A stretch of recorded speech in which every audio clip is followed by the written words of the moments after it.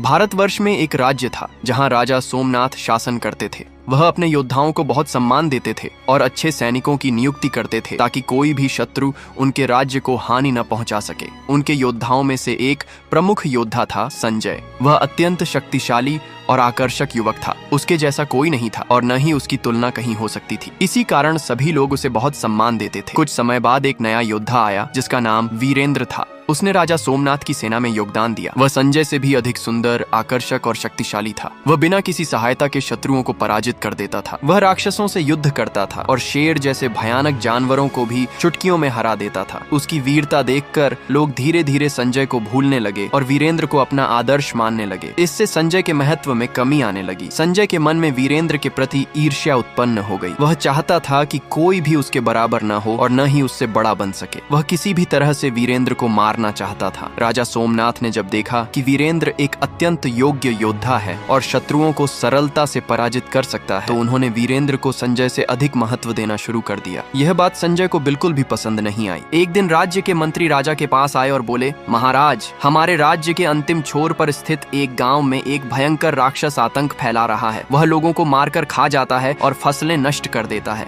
कृपया वहां किसी वीर योद्धा को भेजें ताकि लोग उस राक्षस से मुक्त हो सकें। राजा ने कहा, ठीक है, और उन्होंने अपने दो प्रमुख योद्धाओं संजय और वीरेंद्र को बुलाकर कहा, तुम दोनों वहां जाकर लोगों को बचाओगे और उस राक्षस को मारकर आओगे। यह मेरा आदेश है। यह सुनकर वीरेंद्र प्रसन्न हुआ और बोला, जो आज्ञा महाराज। लेकिन संजय को यह बात अच्छी नहीं लगी। वह चाहता था कि वह अकेले ही जाए और अकेले ही लोगों को बचाकर आए ताकि उसे एक महान योद्धा के रूप में माना जाए। फिर भी वह बाहर से शांत दिखा और बोला, ठीक है महाराज, मैं भी आपके आदेश का पालन करूंगा। उसके मन में एक योजना थी। वहाँ कोई राजा नहीं होगा, न कोई और योद्धा। मैं आसानी से वीरेंद्र को मार दूंगा और सबको कह दूंगा कि राक्षस ने उसे मार डाला। दोनों योद्धा उस गांव की ओर रवाना हुए। जैसे ही वे गांव पहुंचे, वहाँ के लोगों ने वीरेंद्र का ही अधिक स्वागत किया और अपना दुख दर्द उसे बताने लगे। यह देखकर संजय को अपमान का अनुभव हुआ। उसके मन में वीरेंद्र के प्रति ईर्ष्या और बढ़ गई। उसने सोचा, अब इसका अंत निश्चित है। फिर उसने सोचा, क्यों न मैं ही इसे न मारूं बल्कि राक्षस से ही मरवा दूं। मैं उसे अकेले राक्षस से लड़ने भेज दूंगा। अगर वह मारा गया तो मुझे दोष भी नहीं मिलेगा और लोग यही समझेंगे कि वीरेंद्र राक्षस के हाथों मारा गया। रात हुई, चारों ओर अंधकार फैल गया। लोग अपने अपने घरों में छिप गए। तभी वह भयानक राक्षस प्रकट हुआ। उसकी आंखें अंगारे की तरह जल रही थी। नाखून लंबे और तेज थे। वह हड्डियों की माला पहने हुए था और उसकी हंसी अत्यंत डरावनी थी। संजय ने धनुष निकाला और तीर चढ़ाकर राक्षस की ओर चलाया। यह देखकर राक्षस क्रोधित हो गया और संजय को हवा में उछाल कर फेंक दिया। संजय ने एक और तीर चलाया, लेकिन इस बार भी राक्षस ने उसे दूर फेंक दिया। राक्षस का क्रोध बढ़ता जा रहा था। अब युद्ध और भी भयंकर होने वाला था।